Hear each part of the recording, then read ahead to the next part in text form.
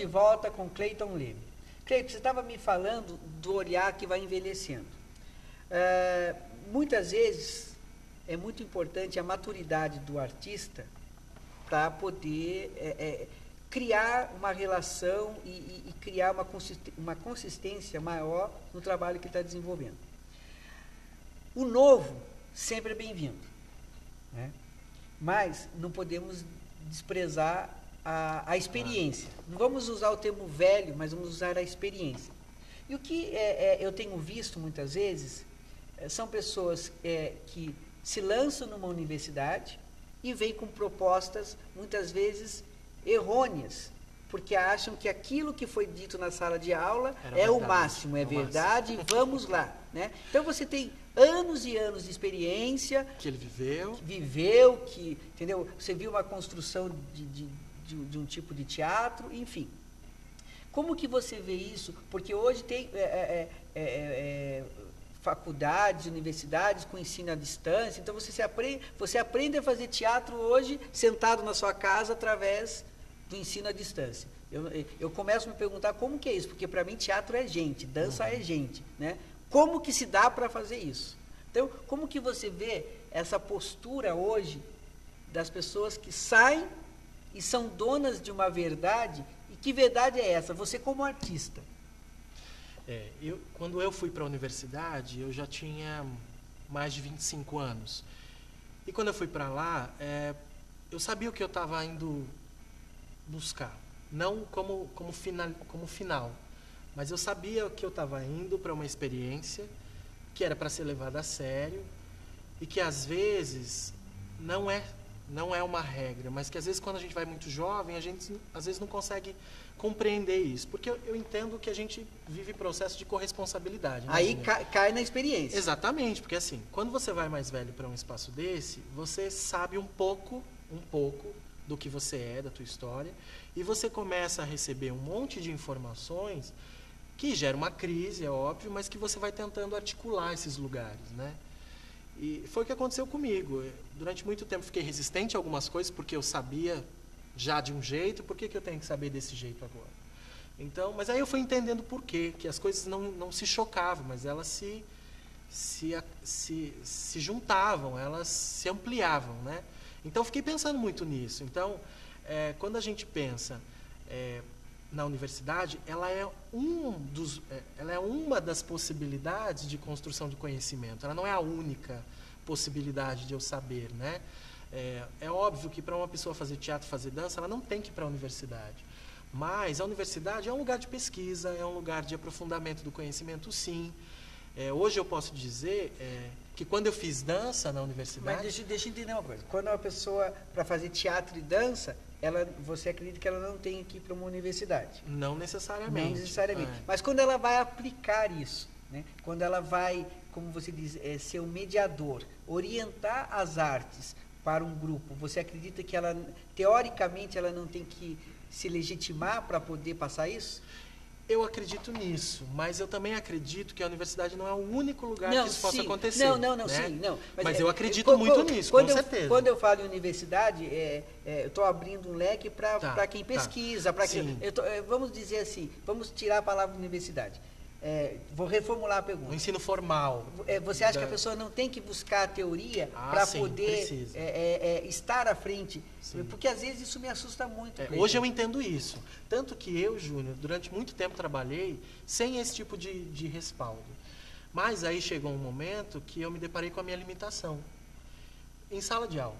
E eu queria saber mais, porque vinham questionamentos que eu sabia responder, mas também me causava uma reflexão que eu queria até mais informações, daí eu não sabia.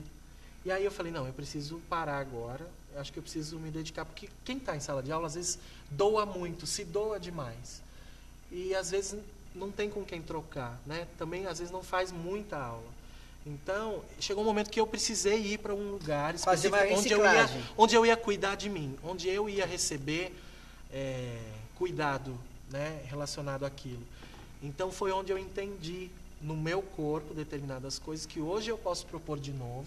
Não desconsiderei toda a história que eu tinha. Na verdade, eu ampliei e entendi por que eu fazia. Não é que eu fazia errado, Eu fazia correto, mas não sabia por que fazia. Quando eu fui para a universidade, eu entendi por que eu fazia daquele jeito. Ah, eu faço assim por conta disso, disso e disso. Então, isso para mim foi super importante. Eu acredito muito nisso, que as pessoas, se elas estão dispostas a dividir, a compartilhar o seu conhecimento com outros, principalmente quando a gente fala de dança, é uma responsabilidade muito grande com o corpo do outro, né? Então, se eu não conheço o mínimo de músculo, de osso, estrutura óssea, muscular, cognição, como essas coisas se articulam para poder formalizar um corpo na cena, um corpo atuante, fica mais difícil. Fica mais difícil. De nada vale também as pessoas que também saem com vocabulário extremamente científico e na ação nada daquilo acontece. Né? Eu entendo muito bem isso. Exatamente. Mas eu acho que as duas coisas podiam caminhar meio que juntas. É o exercício de teoria e prática, principalmente, né? Que é muito difícil quando vai estar à frente. Às vezes me assusta um pouco essa questão assim, surge um grupo ali, mas quem que está à frente? Quem que está coordenando quem o trabalho tá de corpo, de cena? É uma pessoa que fez aula, mas fez aula quanto? Estudou 1 ano, estudou 3 meses. Nossa, mas já está, né? Eu fico pensando, porque como esse grupo, né, que está sendo coordenado? Não que eu não acredite no autodidata, mas o autodidata, ele precisa ter a teoria, não para ele, mas se ele vai transmitir. Exatamente. Né? Eu acho que existe, a gente passa por um grande momento de sucateamento das profissões, né? Essa coisa da internet parece que fica muito fácil também, ganha-se muito, mas às vezes também se perde muito. A gente acaba sucateando algumas coisas. Parece que todo mundo, porque assistiu um vídeo, no meu caso, de dança na internet, parece que ela pode sair aplicando aquilo, né? E não é bem assim. A gente sabe disso. Agora, fica um alerta também para as pessoas que consomem esse tipo de arte, né, Júnior? Fico pensando muito assim, uma mãe que se propõe dentro da minha área colocar uma criança para fazer aula sem pesquisar se aquela professora tem experiência suficiente, se ela estudou, se ela tem algum embasamento, se mas ela muitas vezes o jovem que procura arte, muitas vezes ele vai em busca de uma fama. Ele não sabe nem o que está procurando. Mas ele quer fazer dança para ir para o palco, quer fazer teatro para ir para o palco. Quem oferecer isso mais rápido, ele está junto. Muitas vezes já procura a gente assim, mas quando eu vou ensaiar? Né? Ele não entende todo um processo de maturação, enfim. Mas muitas vezes, Cleiton, esse trabalho é oferecido para a comunidade ou para esses jovens não apenas por aquele profissional, mas esses profissionais muitas vezes são chamados para oficinas, enfim. Estou falando na imensidão do Brasil. Sim. Às vezes você vê algumas coisas e fala, mas como que está sendo aplicado isso? Né?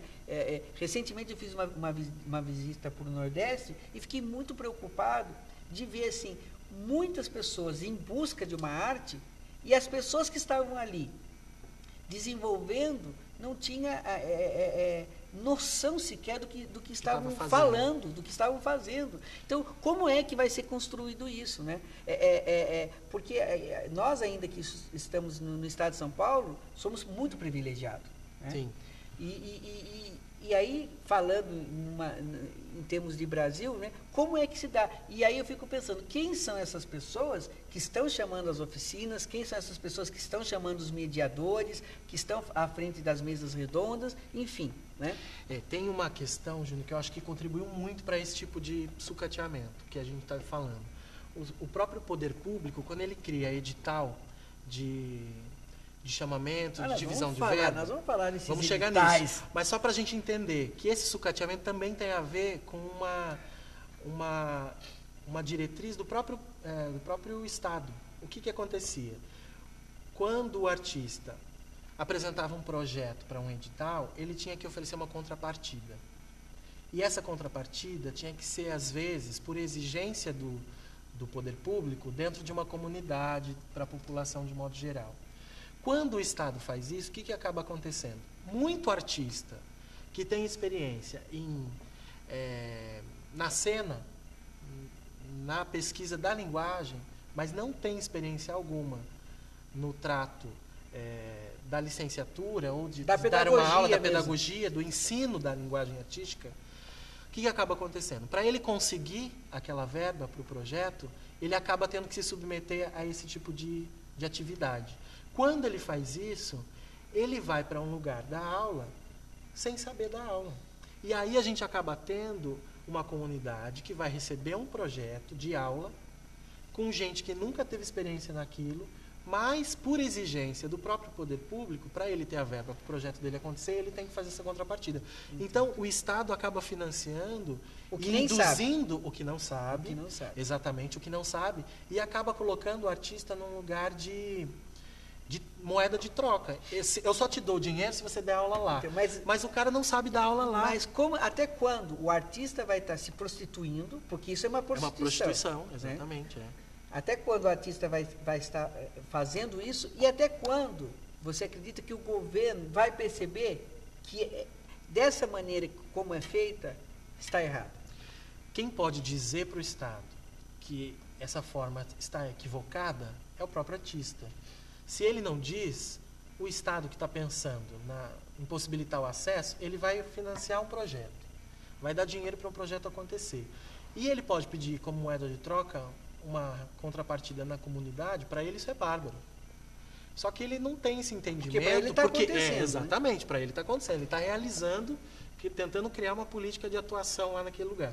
Só que, raramente a gente tem dentro do poder público pessoas que estão relacionadas com a arte, que se relacionam, que vêm da arte, que têm um pensamento artístico, que entende a lógica do artista, para poder dizer, não, desse jeito não dá. Né? Hoje em dia já existem lugares atentos a essa discussão, já propondo outros tipos de intervenção. Por exemplo? Por exemplo, vou dizer o caso de Votorantim, a gente está propondo uma lei lá, que é o Sistema Municipal de Cultura, e o que a gente propõe nesse caso? O artista propõe uma ação que ele propõe. Tem que ter uma relação educativa, mas ele propõe. Não é necessariamente ele ir para lá dar uma aula. Né? Ele vai propor uma ação dentro do entendimento dele, do jeito que ele faz, que possa ser uma ação educativa. Então, ele tem que pensar sobre isso, como é o jeito que ele consegue fazer. Agora, projetos que já têm um caráter, por exemplo, educativo, a gente sabe que isso está relacionado com a arte, mas, por exemplo, vamos pensar, se o seu projeto aprovado, ele circula pelos bairros, ele já faz por si só uma ação de formação de público, já discute a linguagem lá no bairro. Né? Então, ele não precisa de nenhuma contrapartida. Ele próprio já é a ação acontecendo. Então, o Estado precisa começar a ter esse tipo de entendimento e um olhar diferenciado para contribuir. Senão, ele acaba, na verdade, sendo o responsável por mandar gente profissional de uma linguagem... Eu estava até vendo um comercial de TV outro dia que dizia assim, ele era chefe. E daí aparece o cara correndo de uma cozinha que está pegando fogo. Tá. E daí o comercial dizia assim, ele só esqueceu de dizer que ele era chefe, não de cozinha, administrativo. Tá. Então, assim, às vezes a gente acaba... E é esse o panorama da cultura atual. Exatamente, a gente tem que tomar cuidado para não colocar um cara lá que não é aquilo, só para suprir uma necessidade que é do Estado. O Estado tem que ter essa atenção e o artista tem que começar a se negar a fazer esse tipo de coisa. Não saia daí, estamos terminando o segundo bloco, já voltamos com Cleiton Lima.